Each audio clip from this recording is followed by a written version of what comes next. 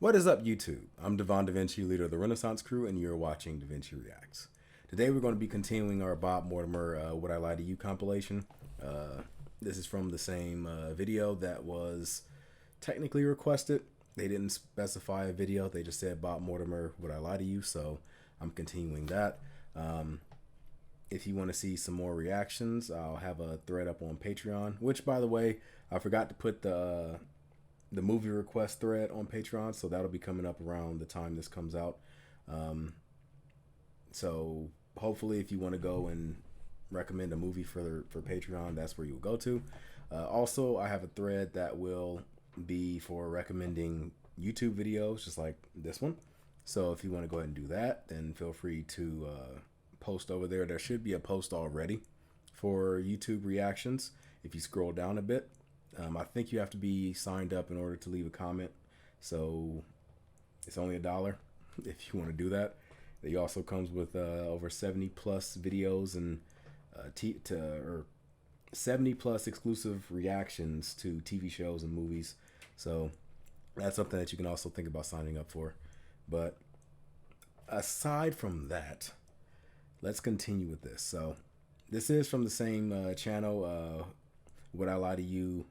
Nope. I will have the name of the channel and the original video in the description box down below, as well as a link to the original channel at the end of this video. The last 30 seconds, you'll see an icon pop up. If you click on it, it'll take you to their channel. You can watch, comment, like, subscribe, all the other good stuff. And the original video is 50 minutes long. If you want to watch the whole thing, which there are going to be parts that I'm not going to react to today, as well as parts I've already reacted to. If you want to watch the whole thing, that's where you would go to. But for this video, I'm probably going to do 2 stories and then wrap it up after that. But until then, let's go ahead and continue where we left off. I think I got it on the right spot, so hopefully it is. You guys will know if it's it's the spot that I left off on. I'm pretty sure it is, though. Anyway, let's do this. As a teenager, I used to terrorize my neighborhood with a game I invented called Theft and Shrubbery. What were the rules of theft and shrubbery? Can I first of all say my memories of this are a bit sketchy? Always handy for this game. Yeah. No, but I'm an older gentleman. They're more like just fingerprints on an abandoned handrail. Even while you poetically describe the aging process, another part of your brain is inventing the rules of a fictional game. It's Theft and Shrubbery. Yep. It's a game that I played in my youth, in my teens, on the Lakes estate in Middlesbrough. I would probably be 14 or 15. I hope that's all the information you need.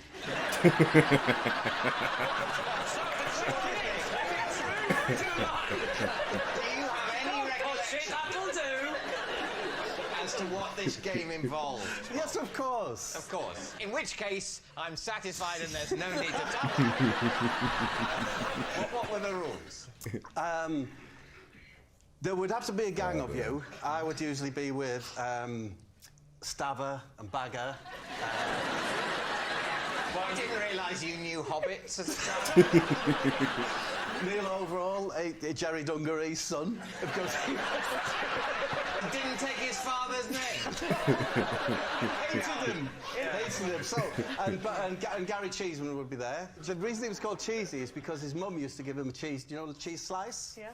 To take out with him when we were hanging around the shops and that, because she thought it was good for his spots. She wanted to personally slice. Surely it's because of his surname Cheeseman. No. Surely that was part of it.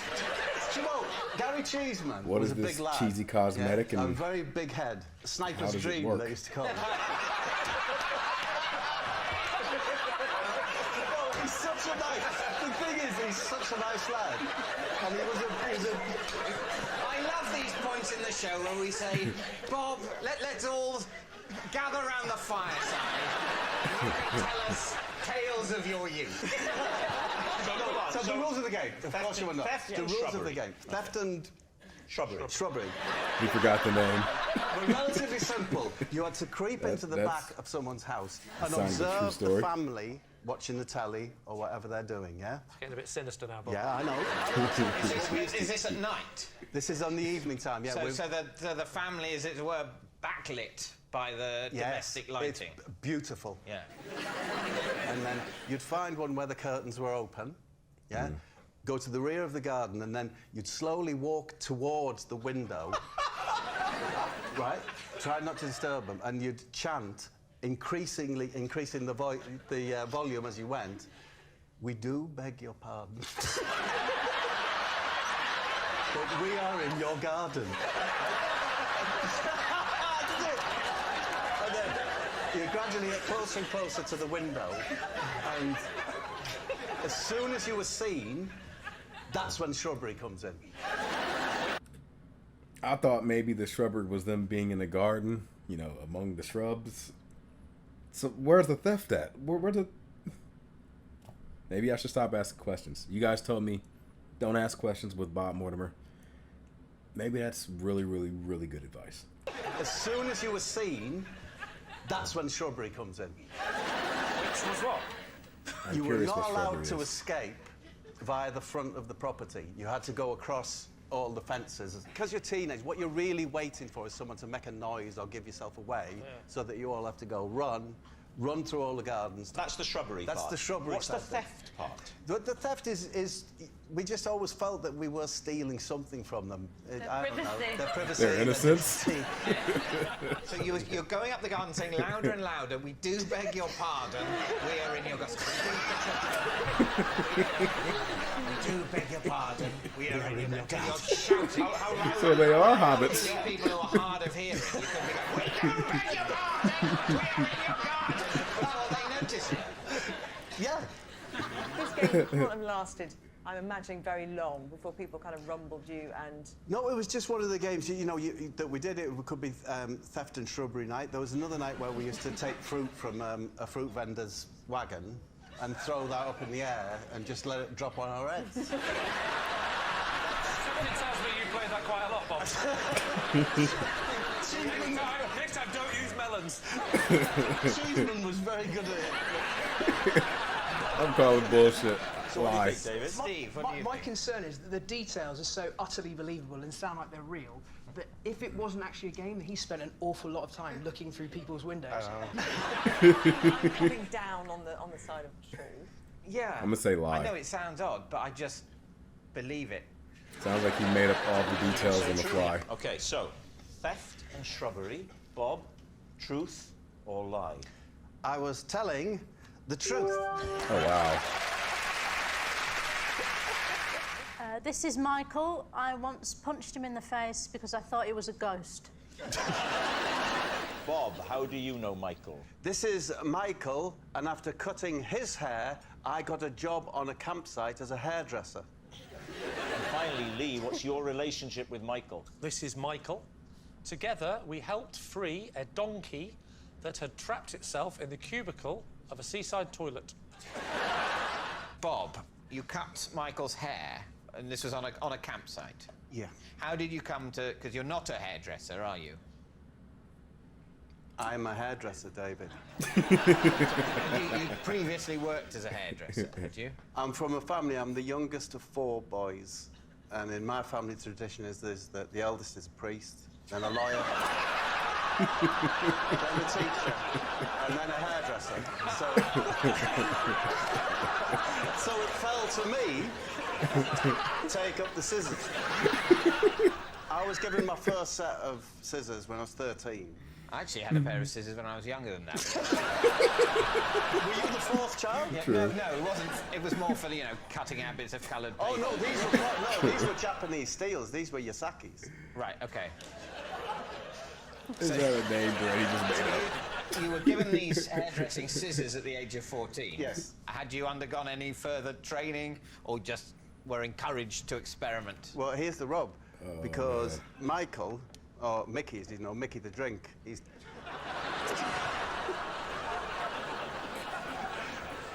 Why is he called Mickey the Drink?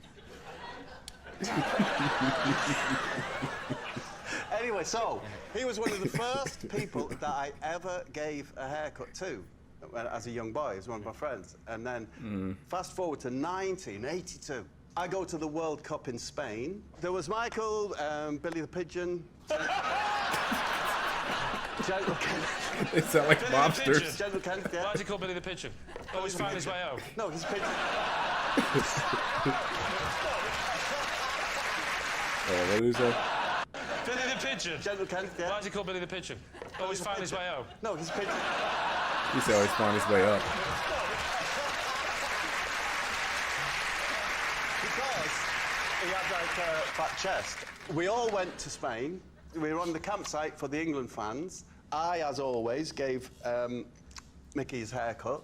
And the one-man army from Nottingham, the Nottingham Forest fan, caused all the trouble out there. He demanded that he had a haircut. What trouble did he cause out there? Well, for example, he rushed to the cafe that we're in and threw a coin like that. Like what? Could have damaged anyone. Luckily, it went straight in the slot machine and won the jackpot. So he was like Michael Jackson from Smooth Criminal video. I'm just going on it. It was really rather simple story. So I cut Mickey's hair, I'd done since he was 13. So you'd cut his hair regularly. You first did when he was 13. When he was 13, one of the first you people's were his hairs. regular hairdresser. No, that would be a lie, but I would always cut Mickey's hair. Yeah. I was seen doing this, and before you knew it, over the course of the next 10 days, I probably did 50 to 60 haircuts. And were you paid for these haircuts? I probably was, but in kind. Right. Oh, Because the only didn't make thing any any money of at the all. English fans could say was huevo solo, and that got you an egg sandwich. And I seem to remember that people, because I was cutting hair, it was always in the morning, that someone would bring me, oh, mate, you're busy cutting hair, you have a huevo solo. So you're paid in egg sandwiches? I think maybe I was. And you did 50 haircuts over how many days? I think that was probably 8 days. So you're having 50 egg sandwiches over 8 I mean, I'm interested in the haircuts themselves. Yeah. Was there a signature style? It was the early 80s. Were there mullets going on? I mean, what was the look? It was a feathered look I was expert at. It was called, where I'm from, it's called the foffer. You'll probably think of it like Rod Stewart. Oh, it's a lovely look. Layered at the bottom. Yes. Yeah. Do you still cut hair now? Oh, not so much now, Rob. To be honest with you, I can't do the new cuts. What? Did you hear that? I can't do the new cuts. the new cuts. We need an answer. David's team. Oh, man. Is Michael Diane's ghostly guy, Bob's campsite client, or Lee's donkey do-good? Ought to be related to Bob do you since it's this See, compilation. when I heard Diane's story, I thought that was a lie. And then I heard Bob's story, Lee's story, and then suddenly Diane's story seems a little bit more real. I think it's Bob. I think giving your man a haircut is the truth. 50 haircuts in a week, paid in egg sandwiches. I don't know that you can do that hairstyle with one pair of scissors. I'm from a family of hairdressers, and I just don't think you can do Rod Stewart She's from a family of with one pair of hairdressers. scissors. Did you have more than one pair of scissors with you? No, well, my response to that, Nadia, is a family of not very good hairdressers. two sets of scissors? He looks round about Bob's age. And Bob's haircut? Yeah. Can I just say, one final chance? He looks to me like a man who hangs round gentlemen's toilets. I want to see him crack. Going with Diane. Yeah. Going with Diane. Going We're settling. with Diane. David's Diane. team are saying that it is Diane. Michael, would you please confirm your true identity? My name is Michael, and Bob gave me a haircut on account. Yeah, I figured. We can actually see photographic evidence of Bob cutting Michael's hair. There they are. Wow. It really did happen. Thank you very much, Michael. Not really a Rod Stewart, but I understand it. Yeah, I mean, those ones are easy because it's like, if it's on this compilation, then it's probably related to Bob. I mean, maybe there could be like a story that's so outlandish that they throw it in here just because of the laughs that it brings, but I don't know. I just feel like they put it in. I feel like if they put it in here, it's because it's related to him in some way. Yeah, funny as hell. Again, you guys know the rules. 500 likes gets the next one up.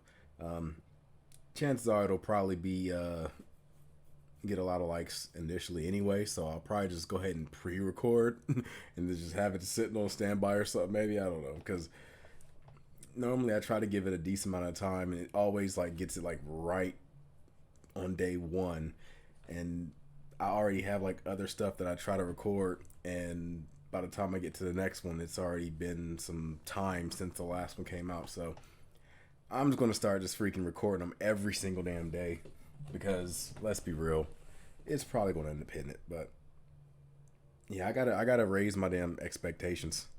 I undervalue myself too much, or not myself. I guess I undervalue, well, myself too, but I undervalue my channel, I guess.